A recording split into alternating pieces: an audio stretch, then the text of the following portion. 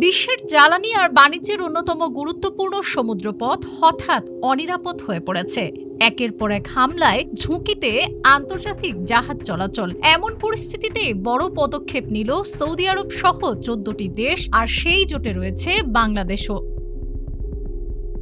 নতুন এই জোটের নাম মাল্টিন্যাশনাল মেরিটাইম ডিফেন্স অ্যালায়েন্স। এর লক্ষ্য লোহিত সাগর, বাব আল মানদেব প্রণালী এবং এইডেন উপসাগরে বাণিজ্যিক জাহাজের নিরাপদ ও অবাধ চলাচল নিশ্চিত করা। সৌদি প্রতিরক্ষা মন্ত্রণালয় জানিয়েছে, গোয়েন্দা তথ্য বিনিময়, যৌথ সামরিক মহড়া এবং সমন্বিত নৌ অভিযান হবে এই জোটের মূল কার্যক্রম।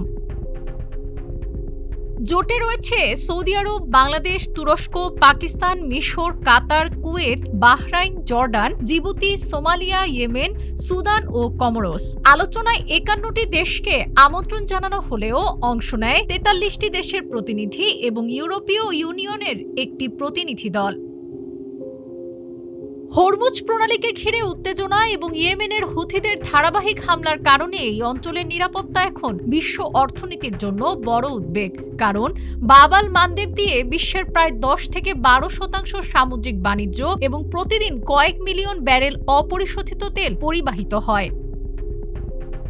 তবে কোন দেশ কত যুদ্ধ জাহাজ বা বিমান মোতায়েন করবে তা এখনও প্রকাশ করা হয়নি। সৌদি আরব জানিয়েছে, এটি সম্পূর্ণ আত্মরক্ষামূলক উদ্যোগ এবং ভবিষ্যতে প্রয়োজনীয় আইনি প্রক্রিয়া শেষে অন্য দেশও এই জোটে যোগ দিতে পারবে।